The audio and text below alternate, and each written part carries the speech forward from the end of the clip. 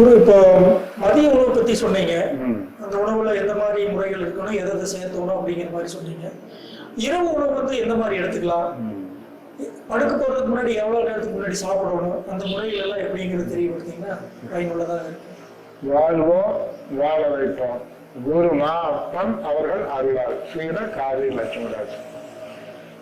அதாவது காலை உணவு ஒரு விதம், மதிய உணவு ஒரு விதம், இரவு உணவு அப்படிங்கிறதுல ஏன்னா படுக்கை விட்டு என்னென்ன பண்ணனா காலை உணவு. ஏன்னா இரவு ஓய்வு எடுக்கணும். ஓய்வுங்கிறத விட நம்மள ஒரு தியான ஆழ்நிலைக்கு கொண்டுட்டு போயிருக்கோம். ஓய்வுங்கிறது காலையில் உட்காந்து கொஞ்ச நேரம் அப்படியே அது ஓய்வு. ஆனா உறக்கங்கிறது ஓய்வு இல்லை. உறக்கங்கிறது மீண்டும் இந்த மனிதனை துடிப்பிக்கிறது தான் உறக்கம்ங்கிறது. பார்த்தீங்களா? அப்படி அப்ப இரவு உணவுங்கிறது கூடுமானவரை எல்லாரும் உறங்கக்கூடிய பக்குவத்துக்கு போறவங்க.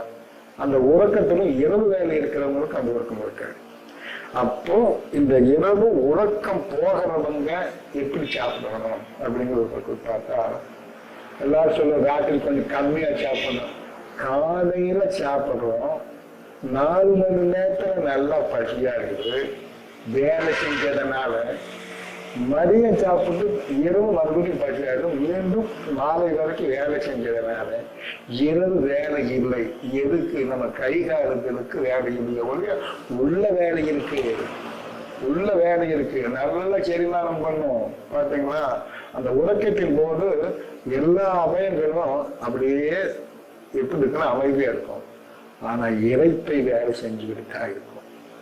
இறப்பை தோங்காது.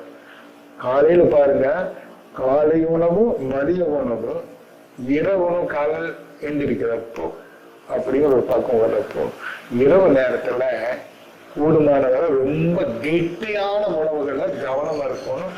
எண்ணெய் பதார்த்தங்கள் தவிர்க்கிறது ரொம்ப நல்லது. ஏன்னா உறக்க போறோம் முழு தன்மை பெறுவதற்காக. ஆகவே மென்மையான உணவுகள், இன்னைக்கு பலவித உணவுகள் வந்தாச்சு வீட்டுல. அதாவது அரிசியில தானி வகைகளை செய்யலாம். தோசை, இட்லி, கொலக்கட்டை, சந்தகம் தாராளமா சாப்பிடலாம். எதை சாப்பிட்டாலும் நல்லா வேக வச்சு காலை மாதிரி கொஞ்சம் இதாக கூட வேலை செய்யணும், செரிமானம் ஆயிடும். ஆனா இரவுல முழுமையா எல்லாமே அமைதியா இருக்கிறப்போ அந்த இதுக்கு தகுந்த மாதிரி நம்ம உணவுகள்ல செஞ்சு மாவுகளை செஞ்சு நீங்க எல்லாம் எண்ணெய்களை கூடுதலா சேர்க்க வேண்டாம். கெட்டியான காய்கறிகளை பருப்புகளை சேர்க்க வேண்டாம். எல்லாம் இருந்தாலும் அந்த நின்று கடிச்சுக்குவாங்க.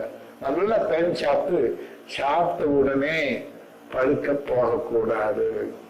நம்ம பெரியவங்க சொல்லியிருக்காங்க, சிறுநடை குறுநடை சொல்லியிருக்காங்க. கொஞ்ச நேரம் அப்படியே ஒரு 10 நிமிஷம் மென்மையா நடங்க. அப்படியே காட்டார இந்த குழந்தைங்க எப்படி தவண்டு போகுது, வயசான எப்படி மெதுவா நடந்தாங்க.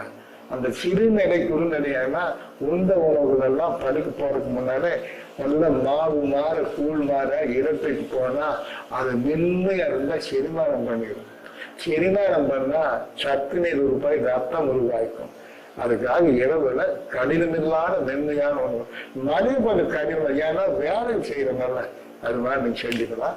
ஆகவே இப்படி உணவு கொண்டு போகணும். உறங்கறதுக்கு முன்னால் நான் சொல்லிடுவோம், ஒரு மணி நேரத்துக்கு முன்னாடி வரதே 10 மணிக்கு வருவாங்க, 9 மணிக்கு வருவாங்க. அவங்களுக்கு போய் நீங்க ஒரு 2 மணி நேரத்துக்கு முன்னாடி வேலை விட்டு போட்டு சாப்பிட முடியும். அந்த வீட்டுக்கு வந்தா ஒரு கை காலெல்லாம் கழுவி சுத்தம் பண்ணி ஒரு 5 நிமிடம் 10 நிமிடம் இருந்துட்டு சாட் போட்டு சும்மா கொஞ்சம் நேரம் நடந்து போட்டு போய் அந்த பக்குவமா படுக்கணும். அதுக்கும் படுக்கிற முறை இருக்கு. இந்த பக்குவத்துல இரவு உணவு சேர்த்தலாம். நன்றி, வணக்கம்.